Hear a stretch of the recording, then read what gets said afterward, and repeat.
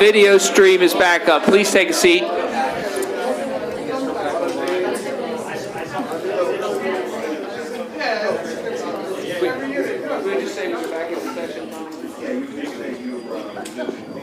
We're resuming the meeting. Our next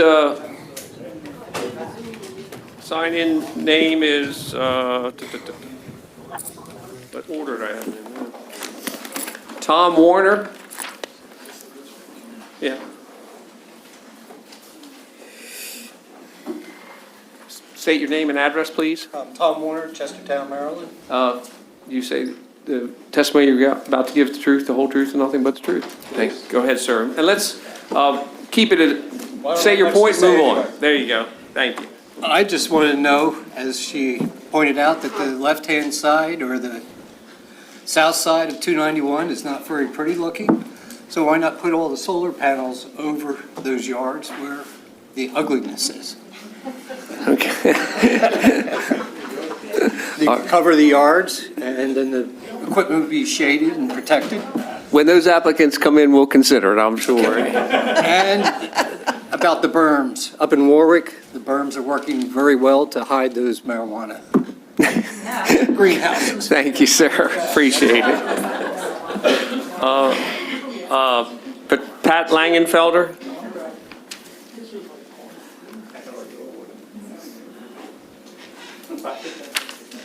Name and address? Pat Langenfelder, 11974 Black Station Road in Kennedyville. Is the testimony you're about to give the truth, the whole truth, and nothing but the truth? Yes, sir. Thank you. I'll be very brief. I'm just following up. Now that I know that the berms are required and can be waived only, I'm strongly suggesting that you continue to hold their feet to the fire and have berms installed. That's 1 mile, as you all know, 1 mile coming into the town.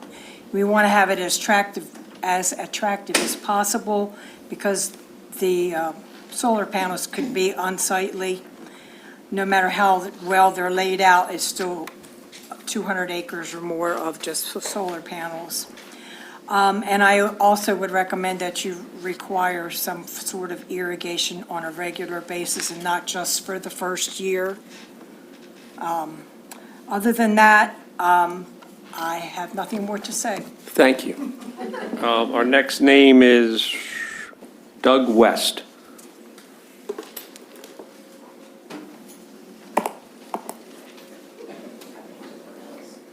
Full name and address? Doug West, 5960 Quaker Neck Landing Road, Chestertown. Is the testimony you're about to give the truth, the whole truth, and nothing but the truth? Thank you, sir. Go ahead. I know you guys are in a tough spot, and you've been working on this since 2017 when they first brought it to you. And when they did, they had berms in their plan, and you know that. And as you've heard, they're required. So I encourage you to put them off until they come to you with a plan with the berms in it for the screening. What we all see for past projects of theirs is what's in Queen Anne's County, and it's an ugly mess. Last fall, as Janet had a picture, the weeds were taller than the trees that they had planted. And not only that, they took all the topsoil and put it in a pile, and that's where it stayed. I understand that for driveways and lanes, of course you're going to take up the topsoil to make a good road. But for the rest of it, when they get done, I think you should ask them that there's no pile of topsoil, that there's a minimum amount of topsoil over the whole surface, because hopefully in 20 years, whatever, however many years, this goes away and it can be agriculture again or maybe homes, depending. But if there's a pile of topsoil there and all the promises in the world, it's going to disappear at some point, and everybody knows that. That's just life. It's not going to disappear now, but at some point it will. So I just encourage you to do that. You guys have the power over this, and I want to thank you all for your time. Thank you very much. Thank you, sir. Our next sign up is Liz Peterson.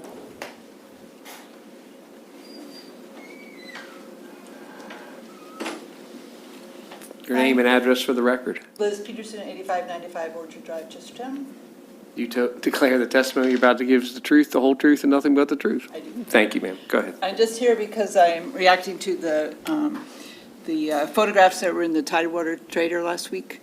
And I just wanted to support the alternative, and that is, as some have suggested, not a just straight up line of vegetation, but a more diverse and interesting area. I know that Chestertown itself is trying to become more walkable and bikeable, and these paths would fit into that very nicely as far as making the town more accessible for people that want to walk or ride their bikes.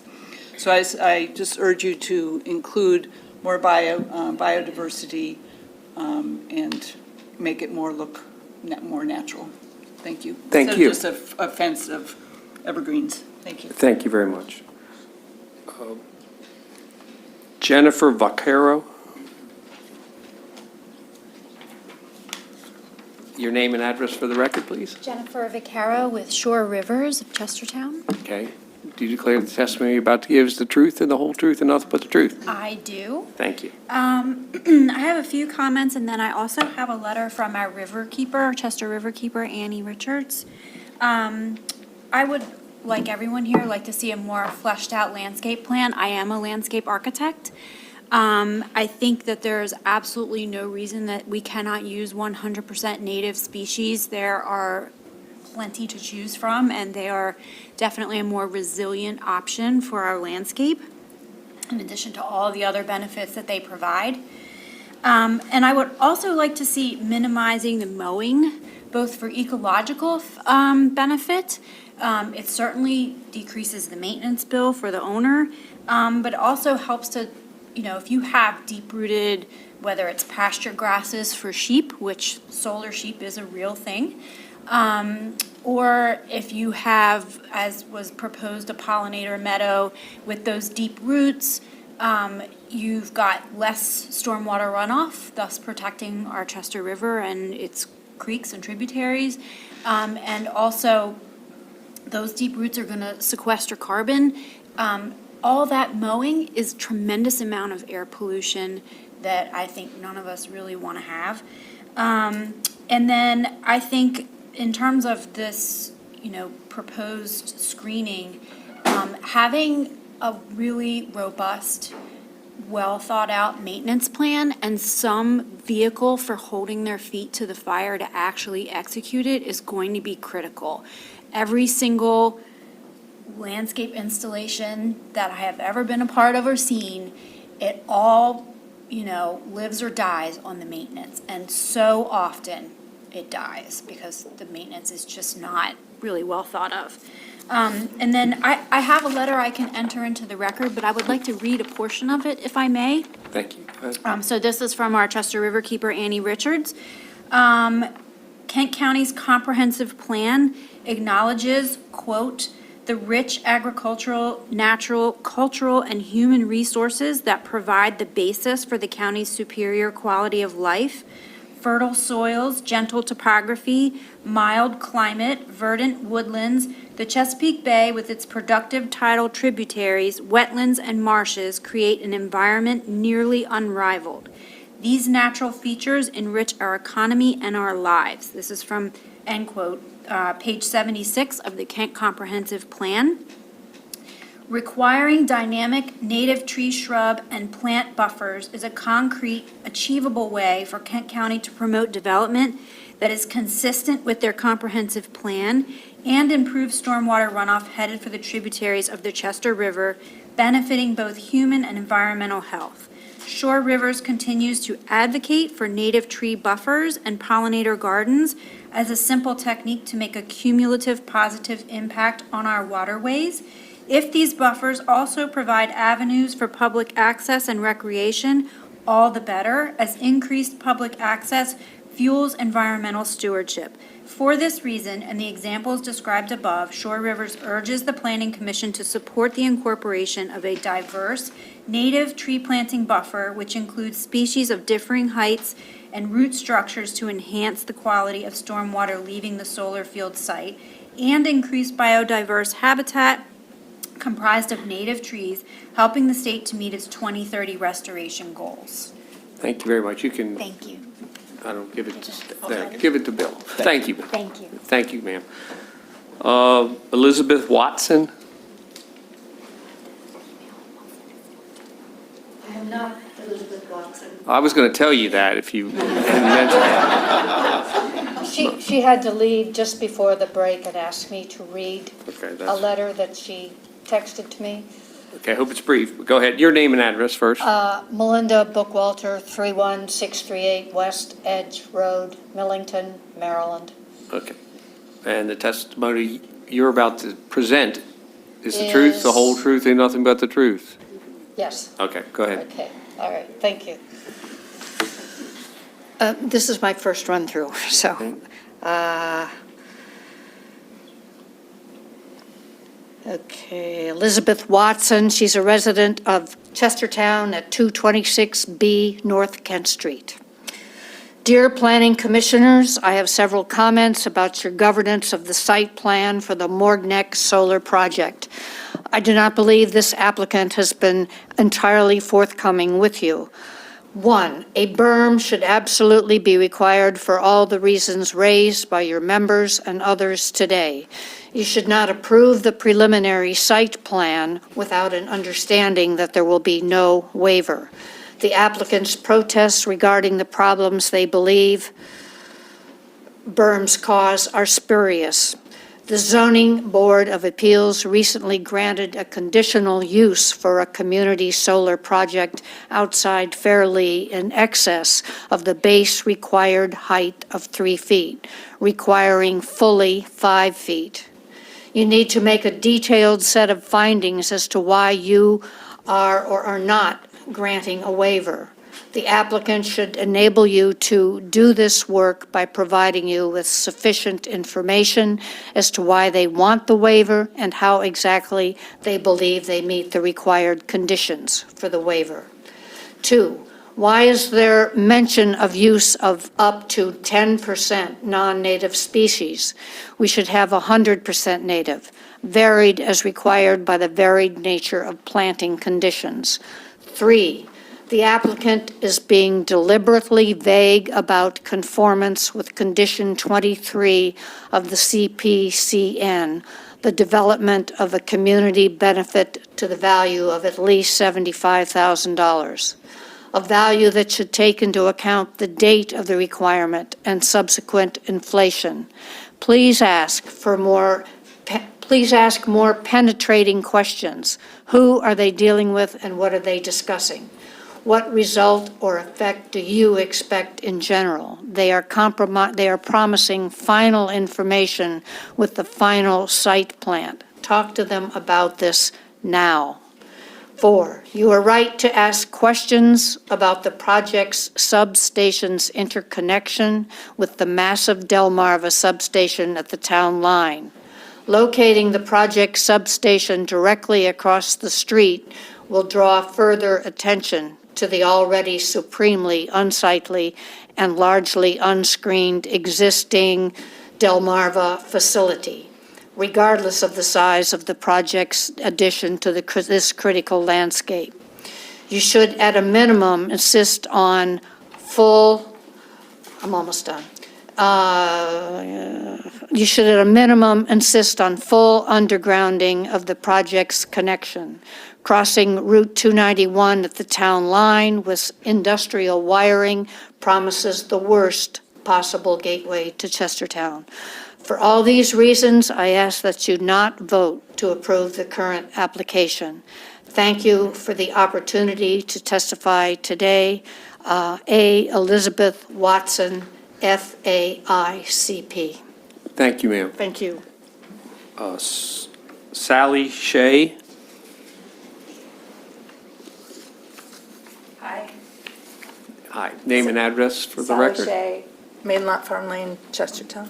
Marilyn? You testify that, is the testimony you're about to give the truth, the whole truth, and nothing but the truth? It is, and I'll be Thanks. super quick. I just wanted to say that I'm personally a big supporter of solar, and so I think that this is a huge opportunity for this group and other groups to offer us a real beautiful design for the landscaping, to incorporate it into the community. I don't think that because the across the street is ugly means that this should be ugly. I think that's a totally separate issue.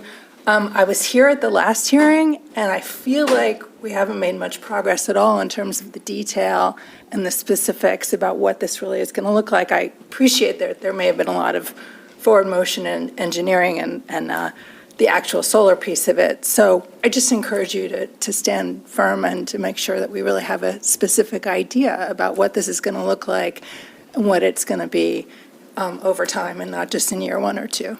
Thank you. Appreciate everyone's work. Thank you very much. That's all we have signed up. Is there anyone else? Okay.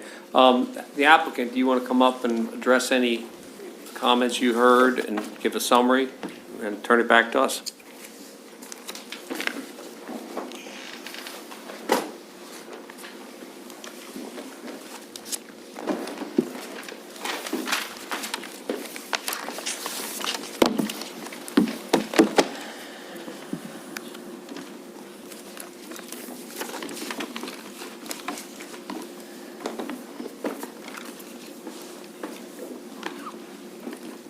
Go ahead, you're all still sworn in. Great.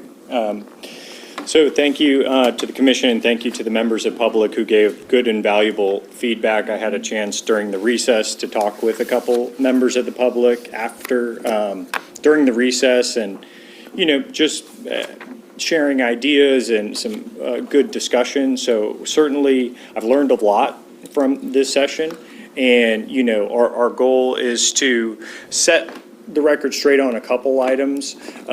Certainly, when we contract real property rights on a project like this, we contract them for a long time, and we contract them for a very specific purpose, right? If you lease your land to somebody for a purpose, you're going to want to have some definition to that. The land we have under site control that we're developing the project on is somebody else's personal property. We're not taking title to the land. We can't grant rights we don't have. We can't choose to develop something in an easement that we have no real property rights to. So I appreciate the members of the public expressing their desire for additional beautification. I'm sure everybody would love that everywhere, but we can't grant something, which is access to private property, that we don't have the rights to do. So, we are bound by a real property agreement that restricts and limits specifically what we can do. Like, we can't invite the public onto a power plant property. Like, that's why it has to be fenced. It's a, federal national security to be fenced and to have the control of the power supply be contained. So that's something I wanted to say, because I heard that brought up many different ways and in different designs, and I just wanted to talk about the reality of what the practical circumstances are. I heard a lot of comments too from the fertility of the soil. I will say I've been around rural and agricultural landscapes the majority of my life and most of my professional career. And industrial scale farming is pretty dirty business, right? Like the amount of chemicals that need to go on it. I know it keeps with the architecture and the rural nature of the community, but there are some downsides associated with farming, right? And make no bones about it, there's a lot of chemicals that go into the ground and they stay there a long time. And there's a reason why they rotate crops, or we have the Conservation Reserve Program, CRP, to leave land alone for a little while, right? Because the reality is the soil does lose nutrients. Guess what happens to the soil if it's stabilized properly and built properly and has no agribusiness big chemicals put on it for a time period of 35 to 40 years? I think that's probably going to be the most fertile soil in the county. You know, and that's something from my standpoint that I care about too, right?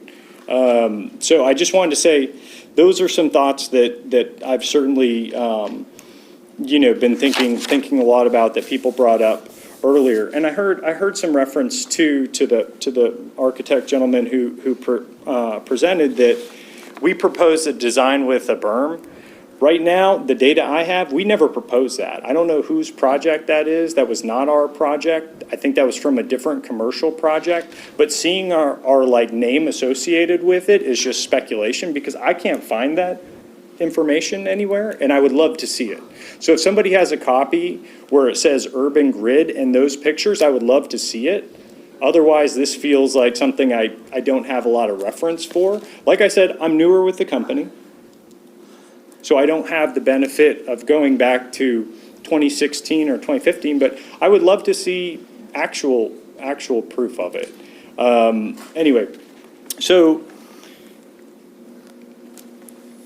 that was definitely one, and he also raised a concern of natural catastrophe risk. I agree, it's a big problem, right? Now, believe what you want about climate change, a couple things are certain.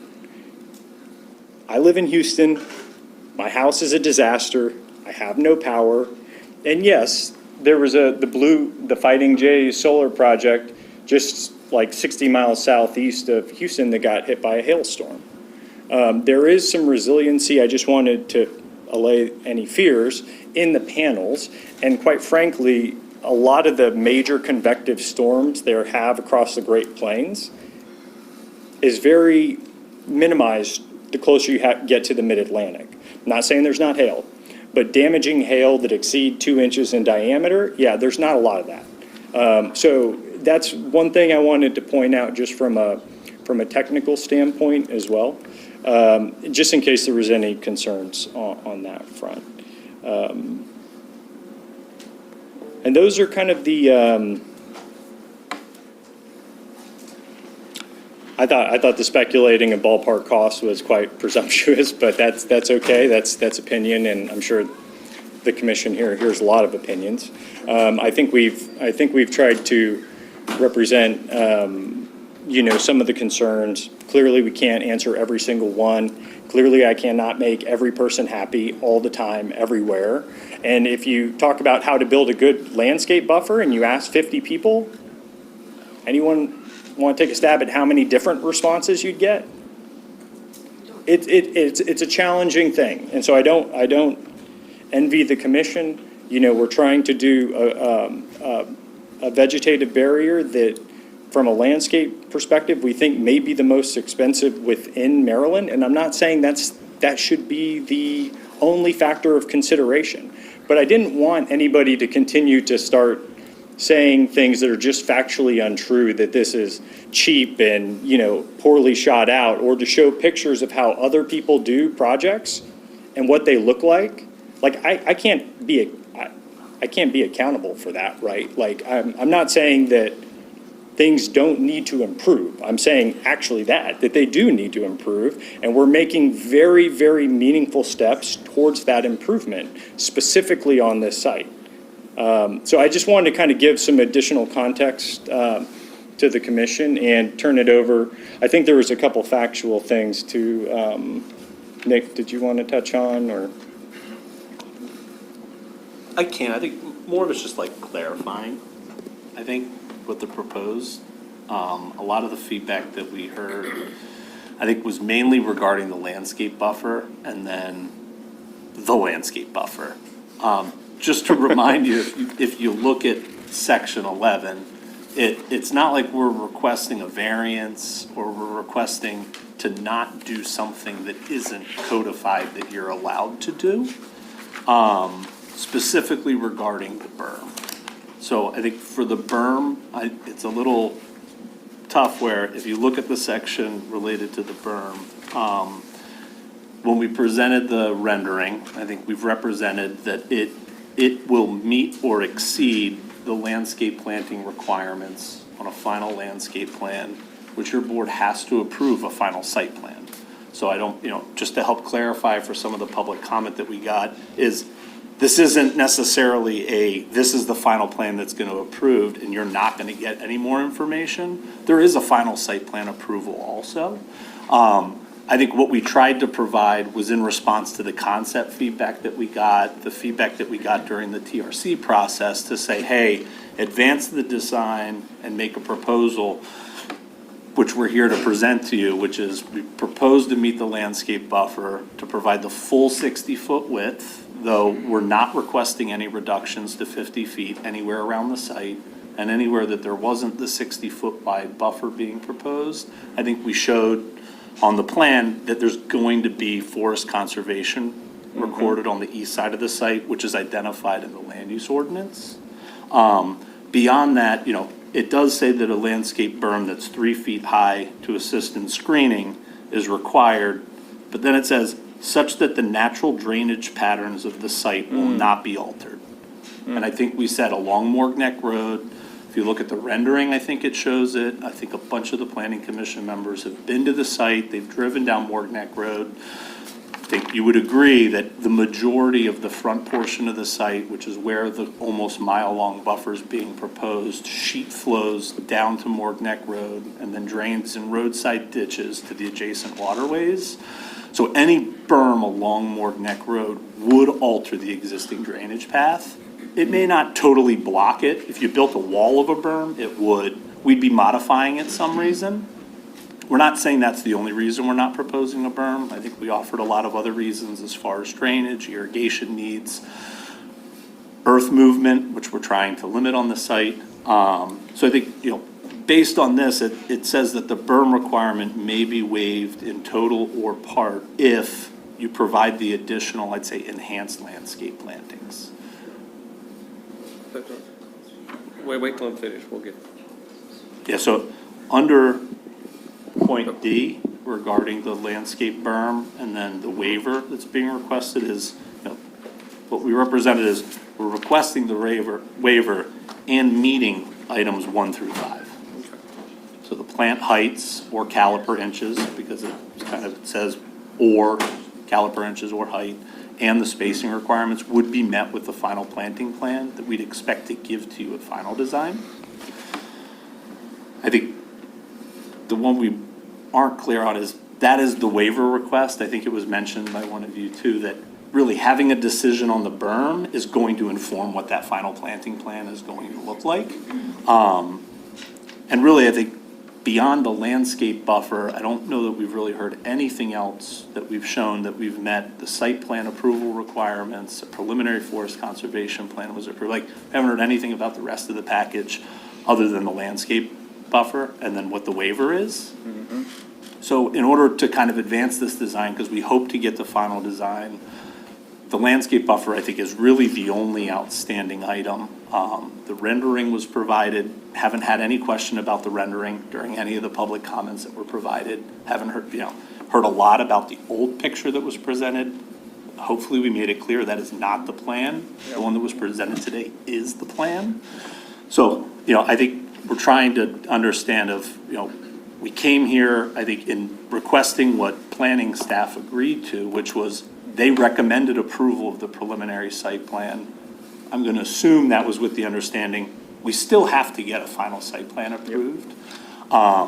We too are asking for the preliminary site plan to be approved. Again, no questions about anything site plan, forest conservation, sediment control, storm, like nothing else about the preliminary site plan was questioned other than the landscape buffer that I heard. If there are, I'm happy to answer any of them. But it's really related to the landscape buffer. And so, we kind of came here today to say we've addressed, kind of took the feedback during the concept design and the TRC meeting that we had to come in to request to say, we are requesting the buffer. We want to meet all the conditions of D that are required to waive the buffer, the berm requirement, so that we can finalize that planting plan and present a final site plan to you. Okay, did you want to say something? Because we may have some questions from up here. I just Sure. thought you guys can finish your. Absolutely. I just want to reiterate, we're here on a pretty narrow issue, and that's preliminary site plan approval. Certainly, there will be many more details to be filled in before final site plan approval. If you go through section 11, you'll see that all of those criteria have been met as testimony had proven today, in addition to the requirements for waiver of the berm, which of course, as you know, is in your discretion. We ask based on testimony and showings that those plantings have been over and above, and that the screening will in fact screen any kind of sightline from Wordneck Road. We ask that you do give us that waiver for the berm so that we can proceed toward final site plan with clear direction and, what you want to see so that we can be successful in advancing the project. Thank you. Any questions for the applicants? Yes. I think part of the confusion up here, I know on my part, was that I was not clear on whether you were actually requesting a waiver. You've made that clear now. But I think part of the concern was we didn't go from step A, which would have been you saying, we want this waiver, and here's what we've done to qualify for that waiver. That process wasn't clearly followed today, so that I'm sure raised more questions than not. But now that we know you're asking for a waiver, I think we can proceed from there. One thing I will say about your landscape plan, as a former beekeeper whose bees all died because of the spraying of herbicides and insecticides by air spray with planes going above my house yesterday, back and forth, I applaud the addition of a pollinator habitat and an opportunity for the ground underneath your installation to recover from decades, if not more than that, of spraying and herbicides and insecticides, and I frankly applaud the opportunity to cultivate an improved population of pollinators in our county, which have suffered from the monoculture agriculture we have sustained in over 85% of our land, and look for something different. So, Anyone else? thank you. I'm sorry, go ahead. I harp on the berm because as far as I can see, you haven't presented any information that would show me that a berm is not more beneficial to this site than what you're proposing. And you keep referring to section D, and item number 5 on section number D is that the landscaping plan is deemed to screen elevations of the site adequately within 2 years. Honestly, unless you're going to go out there and plant 40-foot tall trees, you're not going to screen that site adequately. I mean, you're looking at 40-foot of change in elevation across there. I just, if we had a plan that you're showing there, and we saw the types of trees you were going to plant, how tall those trees were going to be, what the spacing was going to be. If you say that you're impounding wood, or if you had proof that you would impound wood on the site, maybe, but I don't see it here. But I'm only one of 6. One other thing, and I suggest, I did talk about the substation location, and I didn't get anything except your opinion. That I can't believe underground things aren't, we heard that from some testimony about putting it underground where it is. And to me, I'm sure it relates to costs and efficiencies. I'm just saying, our concern, and I appreciate the testimony about the cost of berms, we don't really care what the cost is. I mean, I appreciate as applicants and people in business, you have to watch that. But we have a site plan to follow. We want to respect the neighbors, and we want, when we do a site plan, we hope it does improve our community, not just maintain what it is, improve. And I think that's what, so I would like some definitive answers on why that couldn't be moved to not affect a neighboring residential property. So the current location. And I say, I think the irrigation I'm talking about, which I propose because it'll keep these trees alive, whatever I hope you put good ones in. And when I think of native trees, I think you ought to buy them in the county native. We got enough, we got nurseries here that would be real business here, not someone mowing grass, which they shouldn't be mowing like Shore Rivers has do, but, I think that the irrigation systems they're inexpensive. They really are, relative to the price of what you're doing here. And we wouldn't see the trucks going up and down the road. You're still using the same, you'd be using more water with the trucks anyway. But so, that's my thoughts on it. And also, I've got to stop one more thing, because Paul, when you pound these things in the ground, I don't care what you plant on them. We're doing soil regenerative in Kent County. There's thousands of acres of people doing regenerative soil agriculture and production agriculture. And compaction is a big problem. 30 years of those things being pounded in underneath whatever grasses are planted there, that soil is not going to be better. Will not be better than with the regenerative agriculture. You can come out and look at some. We'll show you. We'll look at the compaction on some of them. It's false. Now, outside in the pollinator habitat, where if you haven't driven over it, yeah, that could be better. But I don't believe under your panels you'll ever improve it without the growth to get the root growth.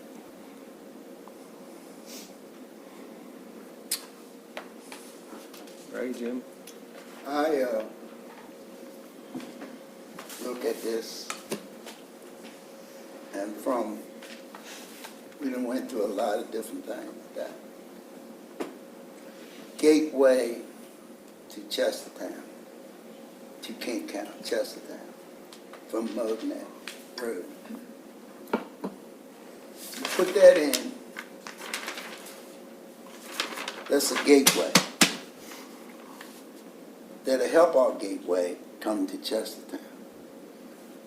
Maybe that would also help the other side to upgrade their gateway to Chestertown. And the other thing I listened to you was that people would mention that they moved the topsoil and stacked it and left it. Topsoil grow weeds. You can't leave a pile of topsoil somewhere on a piece of ground and expect it to deteriorate. You have to do something with it.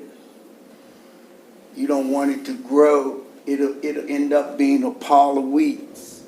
So you have to do something with that topsoil. But as far as I'm concerned, I love the gateway. I love the picture. It looks great. I think it'll make a big difference coming in Chestertown on the Mugnet Road. I'm done. I got another meeting to go to. That's okay. Well, it's up here. We have the planning commission decision on this preliminary site plan for. If I may. Sure, go ahead. Mr. Yeager, I'm wondering if the proper procedure would be to first request the waiver of the berm, and then based on that decision, decide if voting on preliminary site plan now is appropriate or not. That would give some guidance to the applicant, because I think whether or not you waive the berm determines where they go from here. So I think procedurally that would make a lot of sense if you have before you the waiver of the berm, and that you would take a vote to determine whether or not you wish to grant the waiver of the berm requirements. Were they going to make the request? It wasn't, I know it wasn't stated in our packet, what, that it just. I think it's kind of presumed that they're waiving it, but Ms. McFarland, are you requesting that the Planning Commission waive the berm requirement under the ordinance? We are requesting that based on the criteria that are listed in D1 through 5, as shown on the preliminary plan. And I take it that you, depending on how that vote comes out, you may or may not request that this, that your preliminary site plan maybe be brought back at a later date and not go forward for a vote today? So I guess I see it as having two options, so we can either table it and come back, or we can approve it with conditions of the berm and the landscaping for final site plan. So that way there aren't, this waste of resources of the back and forth and all of these hearings that are probably going to be pretty similar in nature. So, certainly request the waiver of the berm and the granting of preliminary site plan approval. However, if the berm is not granted, then also request that the site plan goes forward with conditions.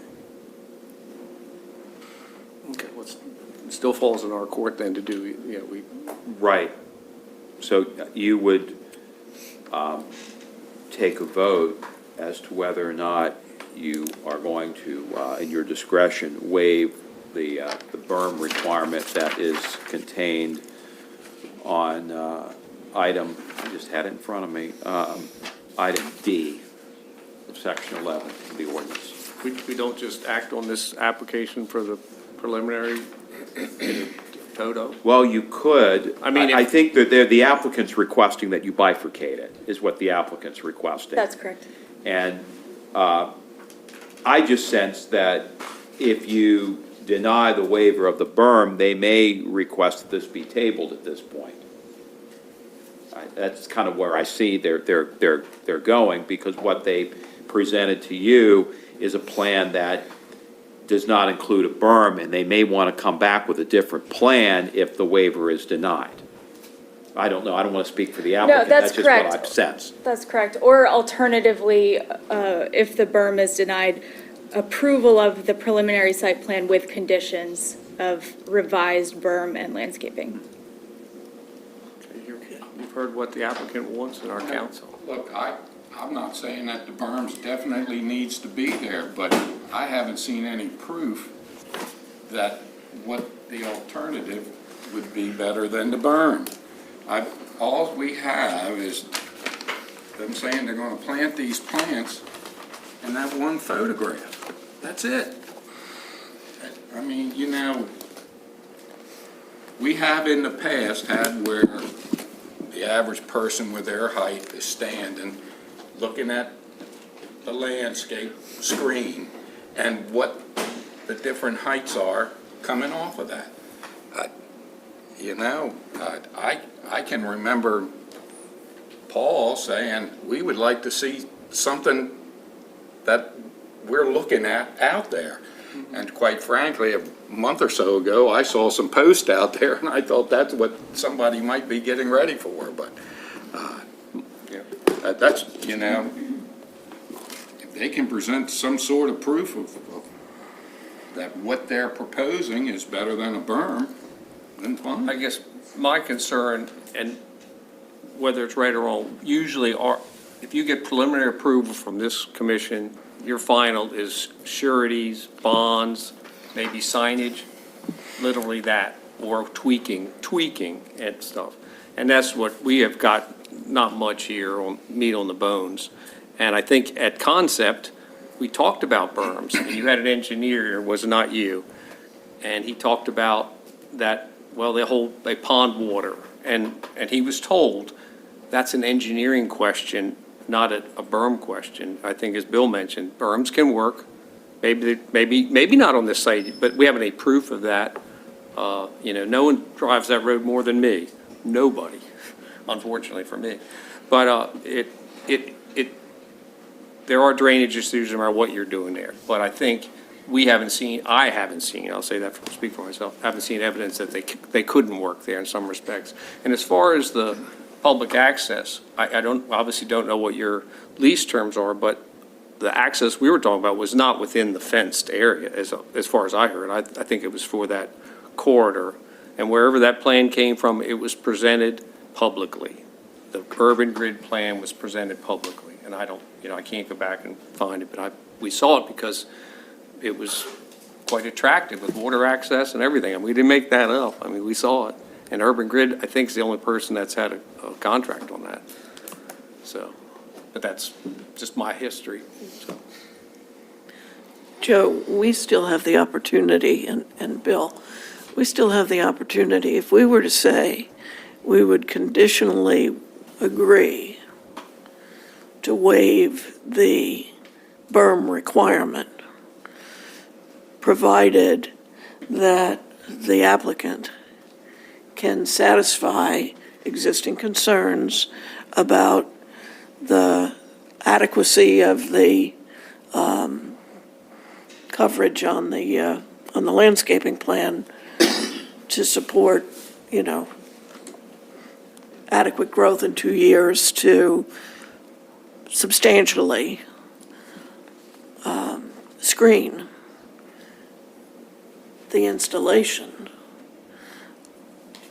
We have the opportunity to make that condition now and make the waiver, agreement to the waiver conditional, so that it's not an absolute waiver. It's provided that they meet all of the other criteria provided for in the land use ordinance that would qualify for a waiver. But we haven't seen a plan with a berm. Well, you won't see a plan with the berm if we agree to the waiver, because the plan with the berm, That's what a preliminary approval should have, though, that's my point. not if they're asking for a waiver. We can't tell what the applicant, we can't dictate what the applicant submits or how the applicant goes about their case. I think what the chair is saying is he feels it would be helpful in order to evaluate whether or not it's appropriate to grant the waiver, to see evidence of what it would look like with a berm and what it would look like without a berm in order to make that determination.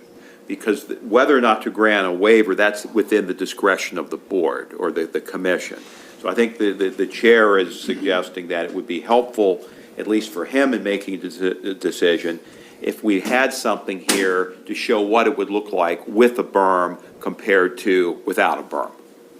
And I said, we had concept, and we talked about a berm. That's, if it wasn't brought up then, there's assumption that they came without a berm, which we require a berm without a waiver. That's my point. And I think Mr. Crowding was saying that we've had other submittals where there have been line of sight type of simulations where you see a drawing that says, if you were standing at a certain place, this is what it's going to look like in 2 years, 5 years, immediately after it's been planted, things of that nature, to get visuals of what it would look like. I think that's what Mr. Crowding, correct me if I'm wrong, but I think that's what you were I'm just saying. saying that, we would have something in front of us that would say, that is acceptable, and we could waive the berm. We've had that every time that I can recall someone wanting that. And like I say, I don't have that here now. I just don't see it. I got this. I don't see any, a computer-generated drawing, which I need something better than that for me to, this isn't a project that's out in the middle of, 500 or 600 acres of farm somewheres off a side road. This is on the main road coming into town. Like I say, if they can come in here and show me something on there that says this is better than a berm, or it will be better than a berm in 2 years, I'm fine granting a variance, or a waiver on it. But I don't see where we've been given enough information to do that. And that's, so if I had to look at that, then I'm going to say I don't have enough information.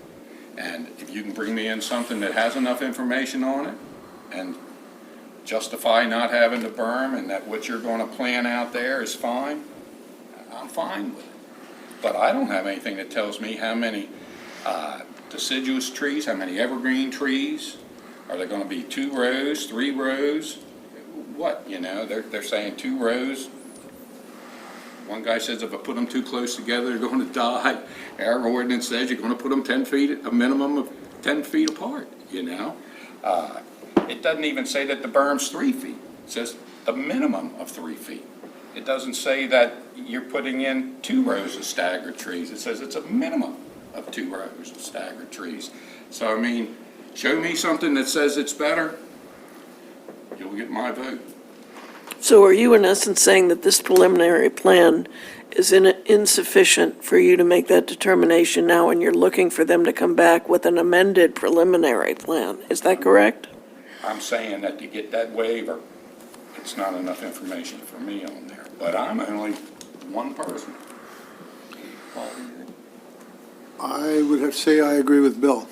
I feel that there is not a lot of information here. I would like to see, like he said, either a plan with or without a berm. If it's without the berm, why do you, why, and the request for the waiver, as well as a maintenance for what's going to be there. I'd like to see the maintenance plan. How's it going to be kept?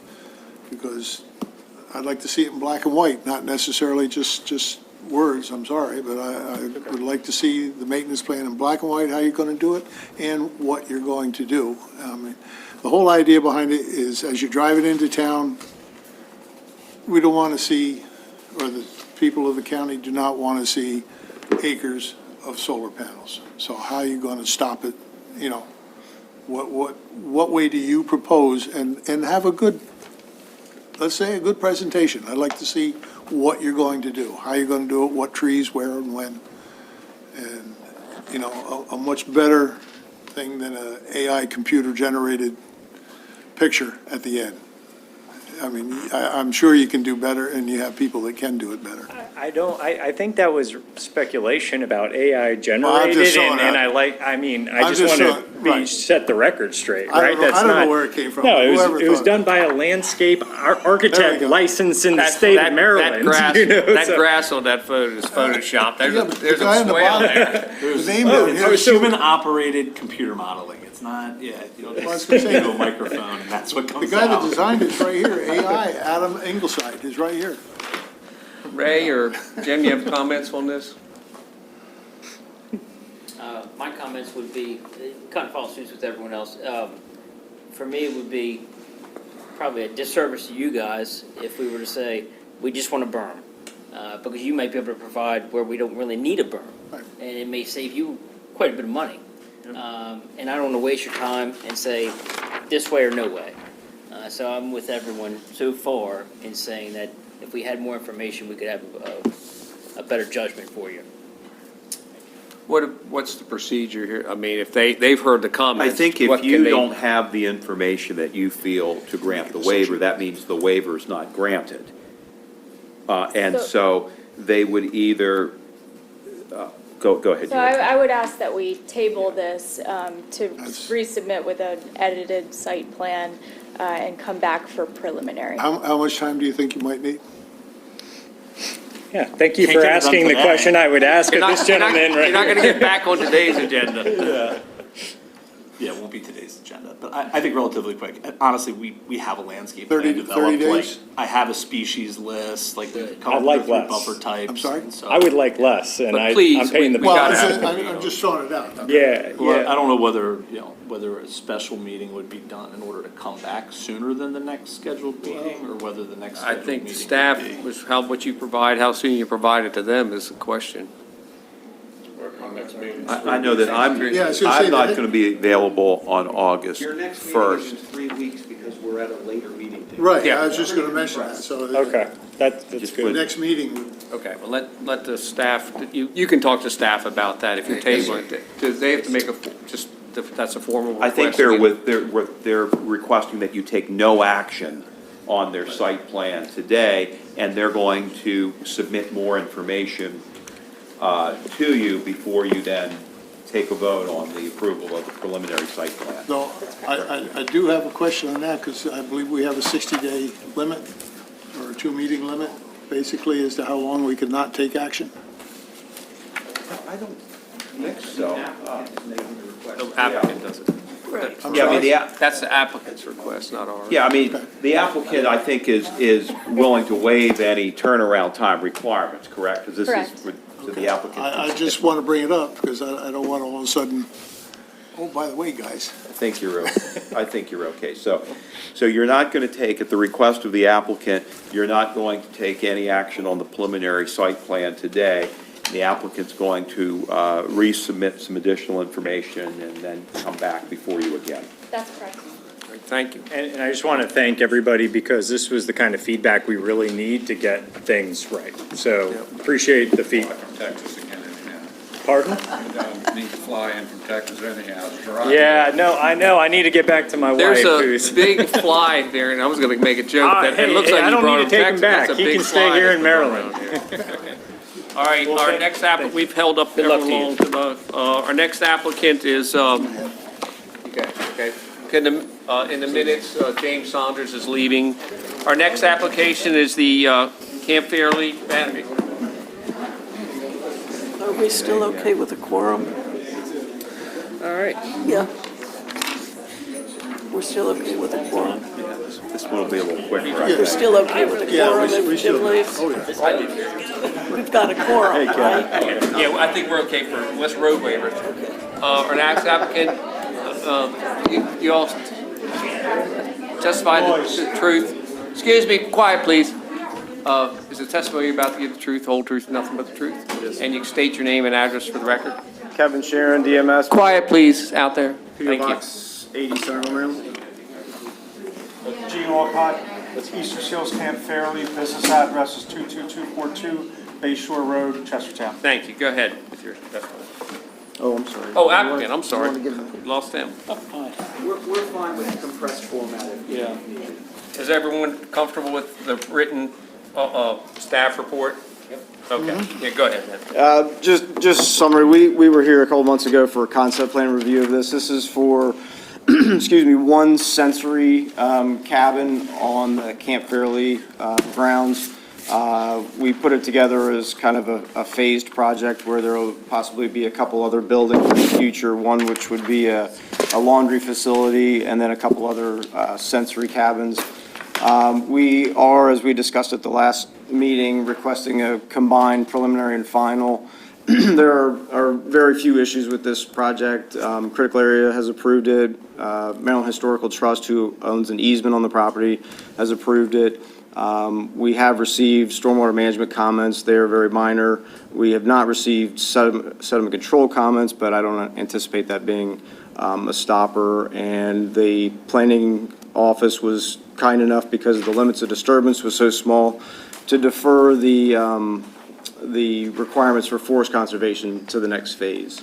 So we request a combined preliminary and final for the sensory cabin. Okay.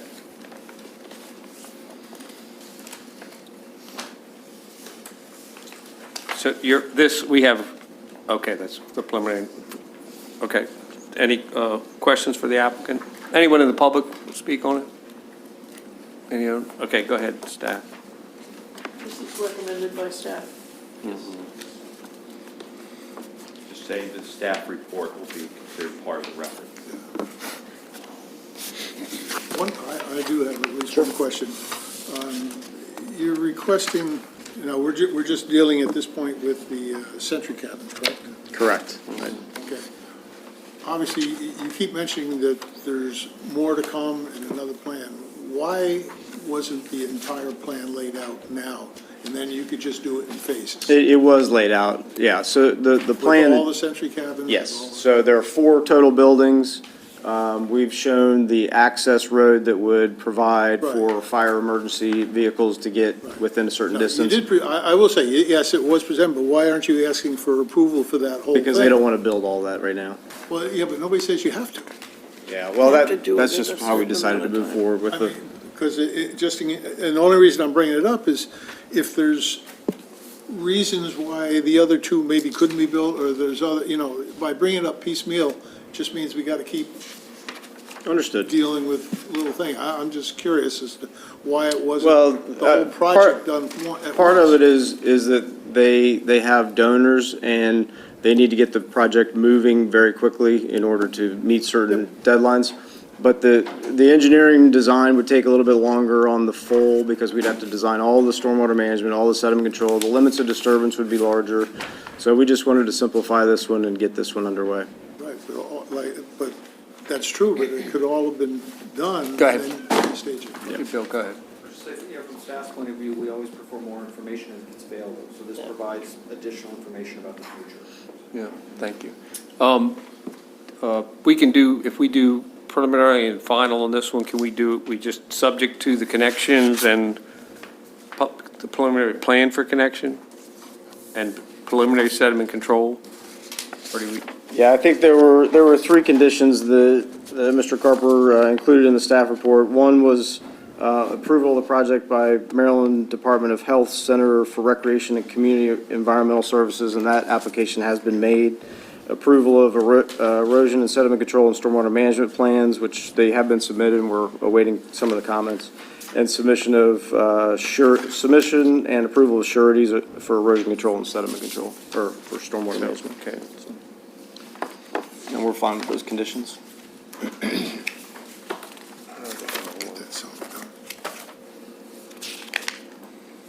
Anyone want to have comments or want to make a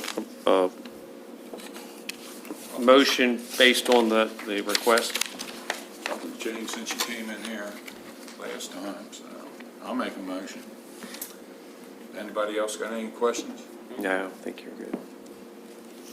I make a motion that we grant preliminary and final site plan approval for Camp Fairley Manor, ESSD-M Incorporated, to construct 2,170 square foot sensory cabin, a 20-foot wide access lane, and an 8-foot wide concrete walkway, which are all within the critical areas.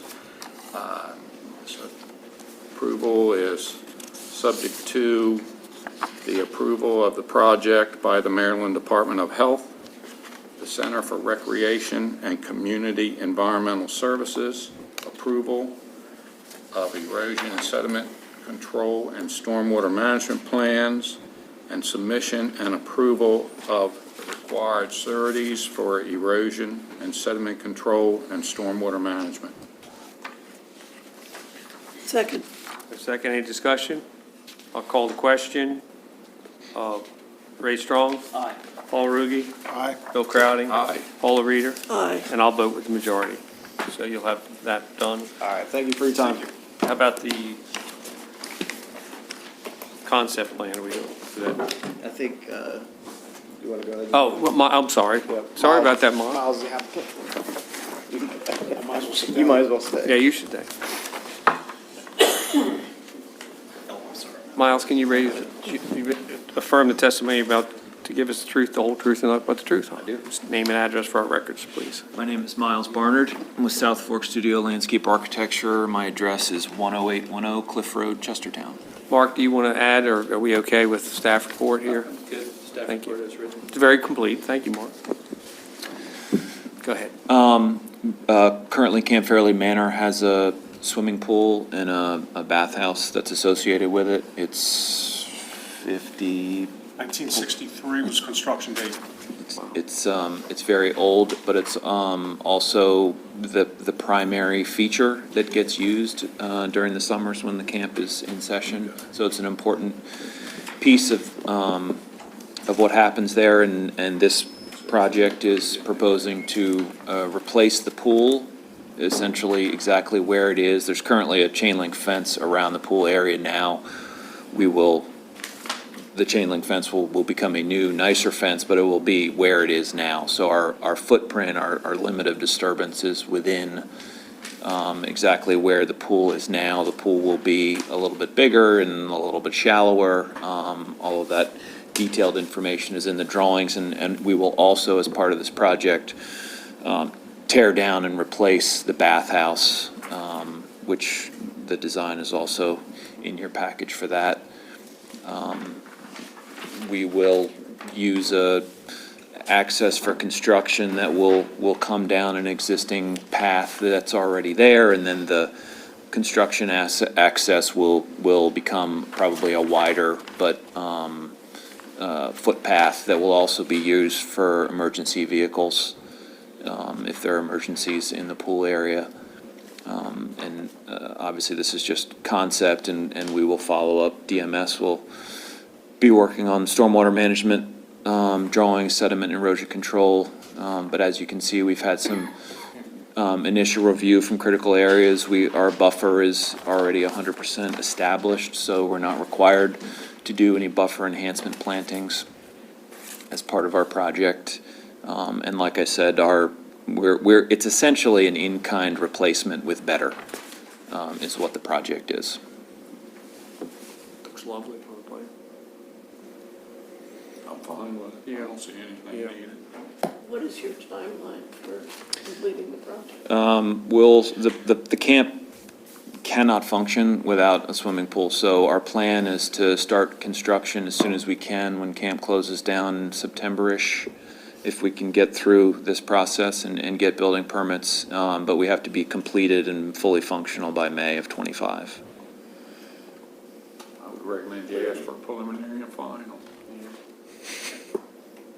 We will. I don't have anything. No, I'm good. Do you want to? Are you suggesting that? Can we You do? have to make a motion. It's Yeah, just concept, right? This is just concept. Yeah, oh, yeah, yeah, you're talking. When we come back, yeah. Yeah, we would like to get the planning commission's input on whether we can come back and Yes. present a preliminary final. Yep, Please do. I think that's fine. thanks. Very good, thank you. Welcome, good job. Thanks for your time. Is there anyone else out there? Unless they want to put it. Our next applicant is Fry Family Limited Partnership, a setback variance for animal operations. Staff, you can come up to. That'll teach you to get on the agenda first. Go ahead, Rob. Okay. I'm going to be really quick. This is a variance for the Fry Family LP. They're requesting a 585-foot variance from a 600-foot setback requirement for a new feed mixing/handling facility. This is on an existing farm located outside of Chestertown to the north. Article 9, Section 2.2 outlines the procedure. You guys are going to make a recommendation to the Board of Appeals. With variances and the setback variances, you're going to look for a practical difficulty. This property has had a Board of Appeals variance before for a similar situation back in 2011, and the Board of Appeals found that the unique shape of the property contributes to the practical difficulty. In this case, the way that the property is just naturally lines, the buildings, the building footprint, where you put a building is going to be in close proximity to a property line. So they're going to have a hard time meeting that 600-foot setback. So staff would recommend sending a favorable recommendation to the Board of Appeals, and I'm happy to go in further detail if you like. I'm good with that. Is the actual setback 15 feet from the property line? So they've proposed, it's right on the property line. They would need 585 feet of relief to meet the 600-foot setback. But I'm asking, Be 15 feet from the property Is line. it- That'd be Currently laid out as correctly. proposed, yeah. The closest corner of the building, you can see it sits at an angle. It's a uniquely shaped property. It's, and I think that's the best location for it. There's some topographic challenges as well with that site. But I think the practical difficulty in this case is really that shape of the property. Despite its size, it's really shaped in a fashion that's not going to allow them to. And the property line we're talking about is a family member as well, isn't it? The adjoining property owner? I believe that's the case. so we don't have any objections from the adjoining property owner? We haven't received any. Unless they get to arguing here, you never know. Does the applicant or their Have you satisfied everybody, Ed? applicant or their representative come forward? State your name and addresses for the record. Matt Fry, 10120 Augustine Herman Highway. Ed Fry, next door. Right, this is testimony about to give the truth, the whole truth, and nothing but the truth. Yes. Go ahead, what can you tell us about this application? So this variance Obviously, the farmstead predates, we've been operating there on that farmstead for over 60 years, and it predates us Where being the a other buildings are CAFO all with here. the Maryland Department of the Environment. All part of And the now as a same CAFO operation, there's a 600-foot setback requirement. The property line in question is a property owned by Ed, who is also a owner in the business. I'm a principal owner in the Fry Family Limited Partnership and then also in the business as well. And so the placement makes the most sense. Both properties are preserved. We look at doing a property line adjustment, but because of the preservation status of it, that is a longer process than the variance. We still are looking at going through with that process just so that we can avoid having to visit you guys every time we have a project come up.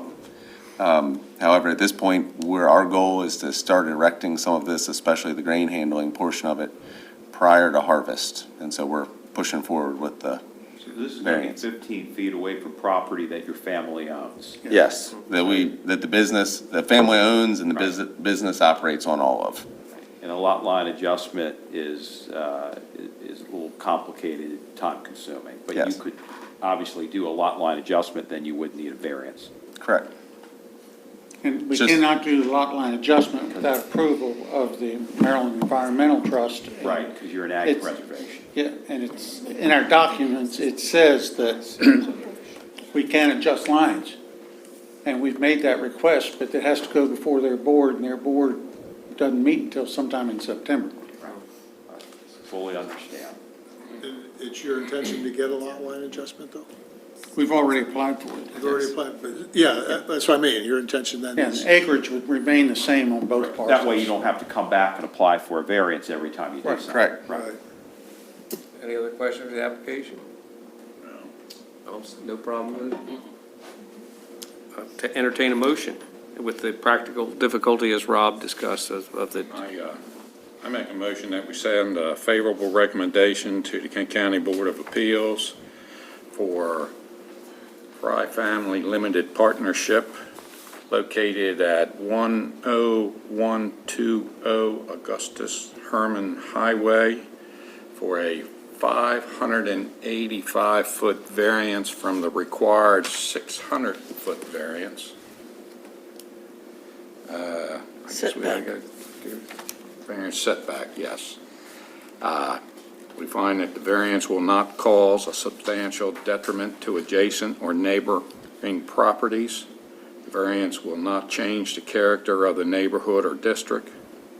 That the variance is consistent with the comprehensive plan and the general intent of this ordinance, and that the practical difficulty or other injustice was not caused by the applicant, that it has an unusual size and shape of the property, it has some extraordinary topographical conditions, and the use or development of property immediately adjacent to the property, except that this creation will not apply in the critical areas, that the practical difficulty or other injustice was not caused by the applicant's own actions. we have a motion, have a second? Second. Any discussion? Should, just one question, should we put in there, just to keep them going forward with the lot line adjustment, should we put some mention of that in there? I don't think so, because the two properties are owned by different entities, right? They're all the same family, but it's one entity owns one property and another entity owns the other. So I think we have to treat these as separately owned properties. And I think they have a good plan and strategy with a lot line adjustment, but I think our recommendation should be silent as to that. I think this is, clearly it meets the criteria for variance on its merits, and I would stick with that. I'll call the question. Ray? Aye. Paul? Aye. Bill? Aye. Paula? Aye. Aye, and I'll vote for the majority. Thank you. Sorry you guys had to. Sorry we took so long. Yeah. There's- Well, next time you make up the agenda. Next time, bring someone to testify for you. I tried to get past that. Please do a little more thinking on the agenda. And then who to put first, second, and third. We In have, hindsight, you could move, even though the agenda has things in a certain order, you could move things up or down on the agenda based on time management if you, in your discretion, if you think it's appropriate to do so. We're happy to support that too. And we're just listing applications based on when they arrived in the office, rather than us trying to make some sort of adjustment of time. They should make an adjustment. Okay, go ahead. great. Under general discussion, I appreciate you all entertaining an additional item. There were two folks who spoke to the Planning Commission on Tuesday, Kevin Kimball and Trey Jones. They each were addressing their existing application and making some changes. In both cases, it's split zone properties. Mr. Kimball was asking to create a split zone property, and Mr. Trey Jones was asking to eliminate split zoning property. And in both cases, staff is recommending that split zoning not be entertained. That's my summary. What? Well, let's do what Trey wants to just. Right, and Tyler can zoom in on the map So if you what want to you're see. recommending is the one that wants to eliminate the split zoning, you're in support of that. Correct. The one that wants to create the split zoning, you're opposed to that. Correct. Let's vote on the one that wants to maintain, or wants to create one zone. That's Mr. Kimball. No, that's, Sorry, that's Mr. Jones. Jones. Sorry. I mean, Wait a minute, The now. property is split I zone thought right now, Kimball was and he the one wants to that put it all in wants it ag. all in ag. He wants it all in ag. Trey. Jones wants it all in ag? Yeah, he was, I was present at the county commissioners meeting. Yeah. And he had some of it in employment center. And he said that he was furthest away, he was on the edge of that, and he was a good ways back from 301, and felt that his property would be more appropriately zoned if it was all in ag, rather a portion of it be in the employment center, just given the distance of his property from the other property zone employment center and the distance from 301. That was the summary of his presentation. Correct. And I will add, Tyler has now brought the map up on the screen, and so Trey Jones's property is on the north side of Carroll Clark Road, and you've already made a favorable recommendation to the property owners that have the split zoning on the south side of Carroll Clark Road, so Trey is just asking for the same thing. It had something to do with his pivot points too, didn't it? Yeah, he's got irrigation in place, he wants to keep it in agricultural use. I entertain a motion to keep Recommendation it. that we eliminate the split zoning on, map 24, parcel number 2. Is that what it's, all you need? Perfect, thank you. I'll second it. Any discussion, all in favor? Aye. Thank you. All right, now the split one. And you're not recommending this, and can we discuss that a little bit, why? Certainly. And I think I was the one who voiced this recommendation that community residential allows general agricultural use, but not the intense animal agricultural uses. That if Mr. Kimball wanted to do any kind of deed restriction, if he develops the property, or even as a condition of sale to somebody who's going to develop, he could leave buffers that, in agricultural use, crop use, that would still protect the surrounding farmland without leaving it in AZD.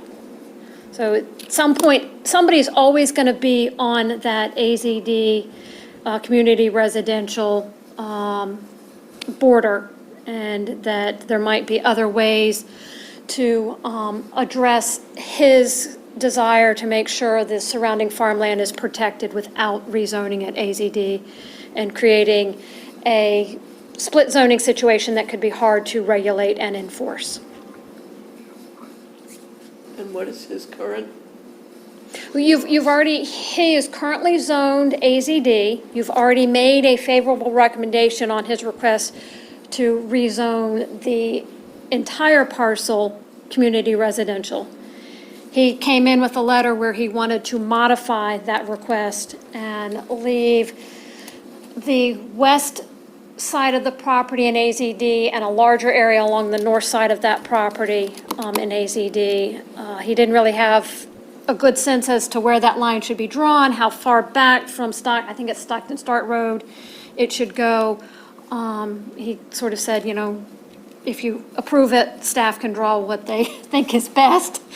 And we're just saying that there might be other ways to address protection of the if he really wants to protect the surrounding farmland, there are other ways to do that. When he subdivides or has a Correct. development. He could leave or it as something. open space Yeah. that could still be used in crop production, but depending on where that ag line is put, you know, or if setbacks change, somebody could put a chicken house there, or could do some other kind of more intensive agricultural use that could be detrimental to the subdivision that he creates.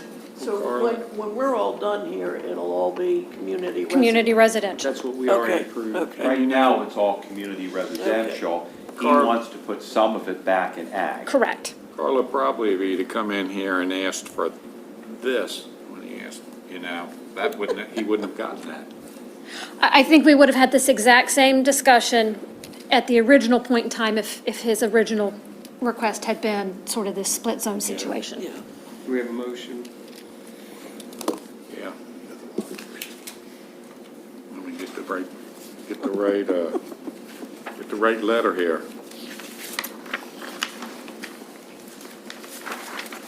I make a motion that we send an unfavorable recommendation to the Kent County Commissioners to grant the split zoning on the property of Kevin Kimball located at 348 Flatland Road, Chestertown, Maryland. Second. Any discussion? All in favor? Aye. Thank you. Thank you. Thank you. Staff reports? I think we're going to forego this. No one? Mark? Rob? Wants to know what you're doing? Rob, why don't you, let Rob give a really quick one as to how many applications got submitted to MALF. Who was in charge of the YouTube? That's what I want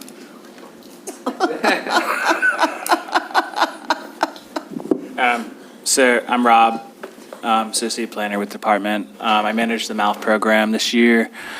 They allowed 16 applications with 5 alternates.